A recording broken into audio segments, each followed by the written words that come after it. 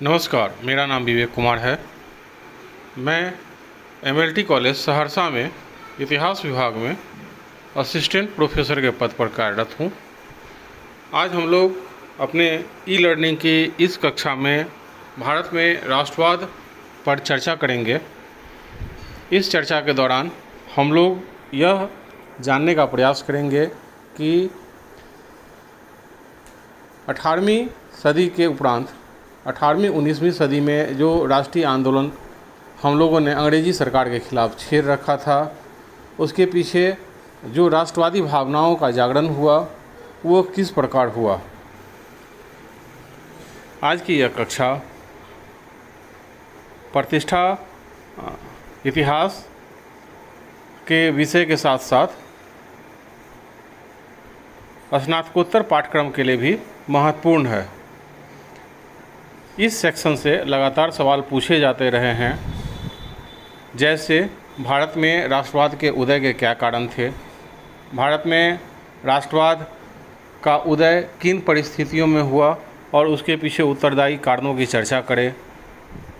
जैसे भारत में राष्ट्रवाद क्या अंग्रेज़ों की देन है, इस कथन की विवेचना करें। अथवा इस प्रकार भी प्रश्न आ सकते हैं कि अगर भारत में अंग्रेज़ी शिक्षा का विकास नहीं हुआ होता तो भारत में राष्ट्रवादी भावनाओं का प्रचार प्रसार नहीं हुआ होता। अथवा इस तरह भी सवाल आ सकते हैं कि सामाजिक और धार्मिक पुनर्जागरण की अंतिम परिणति राष्ट्रवाद के उत्थान के रूप में हुई, इस कथन की विवेचना करें। तो इस तरह ढेर सारे प्रश्न बन सकते हैं। तो आइए आज हम लोग ई लर्निंग की इस कक्षा में राष्ट्रवाद के उदय पर चर्चा करें। राष्ट्रवाद पर उदय के चर्चा से पहले यह समझना ज़रूरी है कि राष्ट्रवाद आखिर है क्या, राष्ट्रवाद किसे कहते हैं, राष्ट्रवाद से तात्पर्य क्या है, राष्ट्रवादी भावना से हम क्या अर्थ लगाते हैं।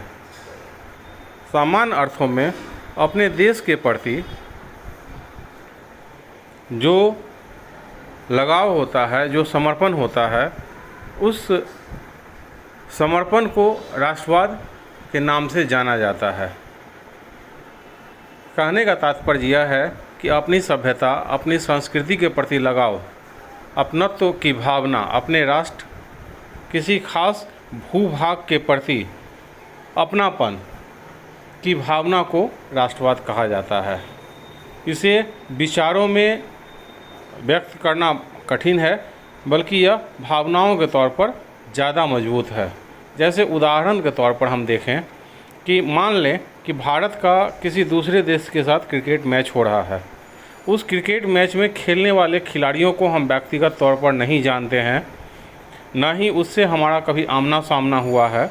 समाचार पत्रों या मीडिया के माध्यम से हम उनके नाम, जगह, प्लेयर का चेहरा, इन सभी चीज़ों के बारे में अवगत हैं, लेकिन हमारा उनसे कोई व्यक्तिगत संबंध नहीं है। लेकिन अगर मैच हो रहा है जिसमें ये खिलाड़ी भारत की ओर से किसी दूसरे देश के साथ खेल रहे हैं, तो हर ओवर, हर बॉल के साथ हमारी धड़कन जुड़ जाती है। टीम के जीतने पर हमें बहुत खुशी होती है, टीम के हारने पर हमें गम होता है। जबकि न तो जीतने वाली इनाम की राशि से हमारा कोई लेना देना है, न ही जीतने या हारने वाले खिलाड़ियों से हमारा कोई व्यक्तिगत नाता है, लेकिन उस टीम के साथ एक शब्द जुड़ा हुआ होता है, भारत का। और इस भारत शब्द के साथ हमारी भावनाएं जुड़ी हुई है, और यही भारत एक टीम के रूप में खेलने या जीतने या हारने को लेकर हमारा अपनत्व उसके साथ जुड़ा हुआ है। ये भावना, ये एक शब्द के साथ अपने जुड़ाव की भावना ही राष्ट्रीयता की भावना कहलाती है। या फिर एक दूसरा उदाहरण देखें कि सीमा पर, अगर हम किसी दिन न्यूज़पेपर में पढ़ते हैं कि सीमा पर 2 भारतीय सैनिक शहीद हो गए, तो मन में आक्रोश और दुख एक साथ जन्म लेता है। बदले की भावना एक साथ आती है, मुंहतोड़ जवाब देने की भावना उठती है, मन में उमंग उठता है कि काश अभी हम सीमा पर जाते और अपने शहीद भाइयों का बदला लेकर चले आते। ये उस व्यक्ति को जो सैनिक शहीद हुआ उसे हम व्यक्तिगत तौर पर नहीं जानते हैं, ना ही उससे कभी मिले हैं, ना ही उसके चेहरा को हम कभी देखे हैं, लेकिन केवल इतना सुनने या पढ़ने भर से कि सीमा पर 2 भारतीय सैनिक शहीद हुए हैं, वो जो भारतीय शब्द है वो हमारे अंतरात्मा को झकझोर देता है।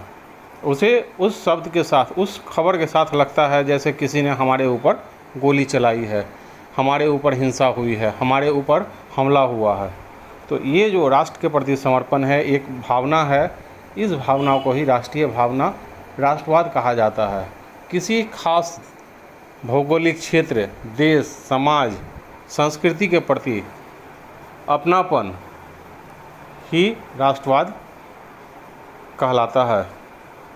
इस राष्ट्रवाद की उत्पत्ति आधुनिक काल में यूरोप से शुरू हुई और इसके आधार पर ही यूरोप के राजनीतिक, भू राजनीतिक नक्शे में काफ़ी परिवर्तन हुआ। नए नए देश बनते गए, जाति, वर्ग, भाषा के आधार पर नए नए देशों का जन्म हुआ और भारत में भी राष्ट्रवाद अंग्रेजी शासन के दौरान आया। अंग्रेजी शासन के प्रतिक्रिया स्वरूप राष्ट्रवाद की उत्पत्ति हुई। इसलिए यह कहना कि अंग्रेजी शासन के सहयोग से राष्ट्रवाद विकसित हुआ गलत है, बल्कि अंग्रेजी शासन के प्रतिक्रिया स्वरूप, दमन स्वरूप जो आम जनमानस में प्रतिक्रिया हुई, उससे हमारे राष्ट्रवाद की उत्पत्ति मानी जाती है। अब हम लोग देखते हैं कि यह राष्ट्रवाद की उत्पत्ति के पीछे कौन कौन से कारण जिम्मेवार थे। वो कौन कौन से कारण थे जिसके कारण राष्ट्रवाद की उत्पत्ति हुई या अखिल भारतीय राष्ट्रीय चेतना की उत्पत्ति हुई। तो इन कारणों पर, इनके ढेर सारे कारण हैं, हम लोग क्रमवार इस पर विचार करते हैं। जैसे पहला कारण दे सकते हैं कि अखिल भारतीय राजनीतिक एकीकरण। अखिल भारतीय राजनीतिक एकीकरण का मतलब है कि मौजूदा भारत के मौजूदा स्वरूप, जिसमें पाकिस्तान और बांग्लादेश भी शामिल हैं, ब्रिटिश कंपनी के अधीन एक राजनीतिक सत्ता के रूप में बांध लेना। अंग्रेज़ जब भारत आए थे उस समय वो एक व्यापारी के रूप में आए थे। उस समय भारत में ढेर सारे क्षेत्रीय शक्तियाँ विद्यमान थी। ढेर सारे देशी राजे रजवाड़े अपने अपने क्षेत्र में राज्य कर रहे थे और प्रजा की स्वाभाविक स्वामी भक्ति, देशभक्ति अपने अपने क्षेत्र, इलाके, अपने नायकों के प्रति थी। उस समय अखिल भारतीय चेतना जैसी कोई शब्द व्युत्पत्ति नहीं हुई थी, बल्कि लोगों की निष्ठा अपने अपने राजा महाराजा जमींदारों के प्रति थी, अपने अपने क्षेत्र के प्रति थी। उनकी अपनी सेनाएं थी जो अपने राजाओं के दिशा निर्देश पर लड़ाइयाँ करती थी, अपने सीमाओं की सुरक्षा करती थी। जब अंग्रेज़ों की सत्ता स्थापित हो गई तो अंग्रेज़ों ने इस क्षेत्र में सारे देशी राज्यों के ऊपर अपनी प्रभुसत्ता स्थापित कर ली। या तो उसे ब्रिटिश साम्राज्य में मिला लिया गया या फिर उस पर ब्रिटिश सत्ता संधि के द्वारा उसकी सर्वोच्चता भंग करके सार्वभौमिकता ब्रिटिश सत्ता के अधीन ला दी गई। वो ब्रिटिश सत्ता के अधीन एक कड़द राज्य के रूप में या अधीन राज्य के रूप में अपनी भूमिका बचाए हुए थे। तो जब पूरे भारत में जब पूरे भारत के स्तर पर, जिसमें आधुनिक पाकिस्तान और बांग्लादेश भी शामिल है, जब एक झंडे के नीचे आ गया, ब्रिटिश सरकार के अधीनता के अधीन आ गया, तो भारत के राजनीतिक स्वरूप में एकता कायम हुई। ये देश एक नियम कानून के समक्ष समानता और ब्रिटिश सत्ता की सर्वोच्चता के अधीन आ गया। इस प्रकार अंग्रेजी सत्ता ने भारत का जाने अनजाने राजनीतिक एकीकरण कर दिया। यह राजनीतिक एकीकरण का फ़ायदा यह हुआ कि लोगों की मानसिकता जो अपने क्षेत्रीय सीमाओं तक बंधी हुई थी, वहाँ से टूटकर अखिल भारतीय स्तर पर जन्म लेने लगी, क्योंकि सत्ता का आतंक, सत्ता का दमन सभी पर समान रूप से पड़ रहा था और इसकी प्रतिक्रिया भी सभी जगह से बराबर समान रूप से हो रही थी, चाहे वो गरीब वर्ग हो, चाहे वो किसान वर्ग हो, या वो भारतीय पूंजीपति वर्ग हो, भारतीय श्रमिक वर्ग हो, भारतीय महिला वर्ग हो। सभी इस शासन के अधीन समान रूप से दमन का अनुभव कर रहे थे, समान रूप से प्रताड़ित हो रहे थे, और ब्रिटिश सत्ता का प्रभाव कमोबेश सभी वर्गों पर, सभी जातियों पर एक समान नकारात्मक रूप से पड़ रहा था।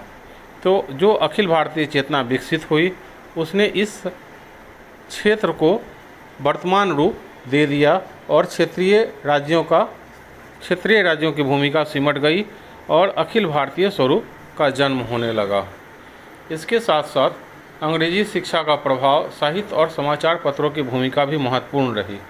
अंग्रेजी शिक्षा का प्रचार प्रसार कहने का मतलब यह है, ऐसा नहीं कि अंग्रेजी शिक्षा पढ़ने के कारण भारत में राष्ट्रीय चेतना की उत्पत्ति हुई, या अंग्रेजी शिक्षा नहीं होती तो भारत में राष्ट्रीय चेतना जन्म नहीं लेती, बल्कि शिक्षा का प्रभाव हमेशा सकारात्मक दृष्टिकोण में पड़ता है। तो शिक्षा क्या है, जिस माध्यम में दी जाए, देसी भाषाओं में दी जाए, क्षेत्रीय भाषा में दी जाए या विदेशी भाषाओं में दी जाए, यह मनुष्य का उत्थान ही करती है। अंग्रेजी भाषा से एक सरप्लस पॉइंट यह मिला कि हम देश विदेश से, देसी साहित्य के अलावा विदेशी साहित्यों से भी, विदेशी विज्ञान से भी, विदेशी इतिहास से भी, विदेशी साहित्य से भी परिचित हुए, जो कमोबेश अंग्रेजी भाषा में रचे गए थे। इससे फ़ायदा हमें यह हुआ कि विदेश में होने वाले परिवर्तनों, भारत के बाहर विश्व स्तर पर जो बदलाव आया, जो क्रांतियाँ हुई, जो तकनीकी बदलाव, आर्थिक बदलाव, राजनीतिक बदलाव के दौर चल रहे थे, जो क्रांतियाँ हुई, नए नए राज्यों का जन्म हुआ, उन सभी चीज़ों से भारतीय लोग भी रूबरू हुए। पढ़ाई के क्रम में इन्हें भी वो सारी चीज़ें सीखने का मौका मिला। इसके साथ साथ साहित्य और समाचार पत्रों की भूमिका भी महत्वपूर्ण रही, क्योंकि इन्होंने आम जनता के विचारों को एक प्लेटफॉर्म दिया, एक मंच प्रदान किया, ताकि वो अपने आपस में विचारों का आदान प्रदान कर सकें, और यह उनके विचारों के आदान प्रदान, प्रचार प्रसार के लिए एक सशक्त माध्यम भी बन गया। लोगों तक बड़े स्तर पर इससे अपने विचारों को, अपनी नीतियों को, अपनी आलोचनाओं को पहुंचाने का अवसर मिला। हम बात कर रहे हैं 18वीं सदी की। उस समय आधुनिक युग की तरह इंटरनेट और टेलीफोन नहीं हुआ करते थे, बल्कि समाचार पत्र ही आपस में संपर्क बढ़ाने का सबसे बेजोड़, सबसे प्रभावी तरीका, सबसे प्रभावी साधन माने जाते थे। इसके अलावा अंग्रेज़ों की विद्वेषपूर्ण नीति भी भारतीय राष्ट्रीयता के जागरण में सहायक बनी। अंग्रेज़ों के विद्वेषपूर्ण नीति का तात्पर्य यह है कि अंग्रेज़ हमेशा अपने आप को सभ्य समझते थे और देसी राज्यों को असभ्य, देसी लोगों को असभ्य समझते थे। उनकी प्रजातीय विभेद की नीति, अंग्रेज़ों की सर्वश्रेष्ठता की नीति, देसी लोगों को निम्न कोटि के समझने की नीति और हीन भावना से, दुत्कार की भावना से, उपेक्षापूर्ण दृष्टिकोण से देखने की नीति ने भी भारतीयों के आत्मसम्मान पर चोट पहुंचाई और उन्हें शासकीय शक्तियों से, शासन कर रही शक्तियों से मोह भंग कराया। समान रूप से आत्मसम्मान पर ठेस पहुंचने के कारण लोगों में एक समान चेतना विकसित हुई और लोगों को लगा कि यह जो है, जो बाहर से आए हुए लोग हैं, जो अंग्रेज़ लोग हैं, जो यूरोपीय लोग हैं, वो बाहर से आकर हमारी सत्ता हड़प लिए हैं और हमें समान रूप से प्रताड़ित और नीचा दिखा रहे हैं, हमारे सम्मान को ठेस पहुंचा रहे हैं। इस कारण प्रतिक्रिया स्वरूप जो भावनाएं अपने देश के साथ जुड़ी, अपने समाज के साथ जुड़ी, समाज के दूसरे व्यक्तियों के साथ जुड़ी, वो राष्ट्रवाद के विकास में, प्रचार प्रसार में काफ़ी सहायक हुई। अंग्रेज़ों के आर्थिक शोषण की नीति के विरुद्ध जो असंतोष पनपा, उसने भी भारतीय राष्ट्रीय जागरण को संभव बनाया। अंग्रेज़ों का प्रारंभिक उद्देश्य यही था कि भारत से धन की प्राप्ति, वो यहाँ केवल राजस्व का मुनाफा के प्रति सोचते थे। वो इस मुनाफे को, इस धन को अपने देश में ले जाते रहे, जिसकी प्रतिक्रिया स्वरूप अनेक कृषक और आदिवासी आंदोलन पहले भी हो चुके थे। अंग्रेजी कर नीति के खिलाफ जो किसानों का, आदिवासियों का आंदोलन चला, उसने भी शोषित प्रजा को यह एहसास दिलाया कि यह सत्ता जो है ये किसानों के हित में नहीं है, बल्कि यह विदेशी सत्ता है। अगर कोई देशी सत्ता होती तो हो सकता है कि वो हमारे हितों की रक्षा करती। इसी प्रकार यूरोपीय पूंजीपतियों के प्रति भेदभाव की नीति भारतीय उद्योगपतियों पर भी भारी पड़ी। अंग्रेज़ सरकारी खरीद की नीतियों में भी आयात निर्यात की नीतियों को भी इस प्रकार लागू करते थे ताकि यूरोपीय व्यापारी अधिक लाभ की स्थिति में रहें और भारतीय व्यापारी, भारतीय उद्योग धंधों का पतन हो, भारतीय व्यापारियों पर उसकी नकारात्मक रूप से चोट की जा सके, भारतीय पूंजी को दबाया जा सके और विदेशी पूंजी को बढ़ाया जा सके। यहाँ का व्यापार का अधिकांश मुनाफा यूरोपीय कंपनियाँ ले जाती थी। इससे भारतीय पूंजीपतियों के मन में भी इस सत्ता से मोह भंग हुआ और वो देशी सरकार, देशी स्थानीय शासन, स्वाधीन शासन के बारे में सोचने लगे। धन के प्रभाव के बारे में व्यवस्थित रूप से दादा भाई नेरोजी के साथ साथ अनेक आर्थिक इतिहासकारों, रमेश चंद्र, रजनी पामदत्त वगैरह ने भी काफ़ी खुलकर, काफ़ी डाटा देकर लिखा, बताया और जनमानस को यह समझाया कि किस प्रकार यह सरकार जो है वो यहाँ के धन को अपने देश मतलब इंग्लैंड ले जाती है और वहाँ के विकास में लगाती है, हमें उसका कोई लाभ नहीं मिलता है। इसलिए यह सरकार की नीति जो है हमारे प्रति भेदभावपूर्ण है और इसने भी जनता का विश्वास अंग्रेज़ों के ऊपर से हिलाया और स्वाधीन सत्ता के प्रति चेतना को जगाया। इस चेतना का अंतिम परिणाम यह निकला कि लोग जो समान रूप से प्रताड़ित थे, समान रूप से शोषित हो रहे थे, उनके पास यही अंतिम परिणाम आया कि यह विदेशी सत्ता को हटाकर हमें अपने लोगों की सरकार स्थापित करनी है, हमें स्वाधीनता लानी है, हम स्वाधीन सरकार, स्वाधीन सत्ता की स्थापना के लिए लड़ेंगे और स्वराज स्थापित करके रहेंगे। ये स्वराज स्थापित करना, स्वाधीन सत्ता की स्थापना, ये सभी चीज़ें राष्ट्रीयता के जागरण में सहायक बनी। लोगों को एक अपने देश और विदेशी सत्ता, इसके विरुद्ध स्पष्ट रूप से अंतर करना सिखाया। अभी तक जो भारतीय जनमानस अंग्रेजी न्याय में, अंग्रेजी परोपकारिता में, अंग्रेजी उदारता में, अंग्रेजी विलासितापूर्ण जीवन में विश्वास कर रहा था, शहरी जीवन की गतिविधियों से चकाचौंध हो रहा था, उसकी हनक टूटी, वो नशा उतरा और सामने उन्हें दिखने लगा कि यह सत्ता जो है विदेशी सत्ता है, यह हमारी सत्ता नहीं है। यहाँ हमारी से तात्पर्य भारतीयों से था। यही भारतीय, हम भारतीय का मतलब हो गया कि हम भारत के लोग, इसका मतलब हो गया राष्ट्रवादी भावना, मतलब हम भारत, हम इस भूभाग में रहने वाले, निवास करने वाले इस देश के जो नागरिक हैं, तो ये हम की भावना जो आ गई, यह राष्ट्रवादी भावनाओं के प्रचार प्रसार में सहायक सिद्ध हुआ। और सबसे मुख्य बात यह थी कि इस राष्ट्रीय भावना के जागरण के पहले भारत में धार्मिक और सामाजिक सुधार आंदोलनों की एक लंबी कड़ी चली।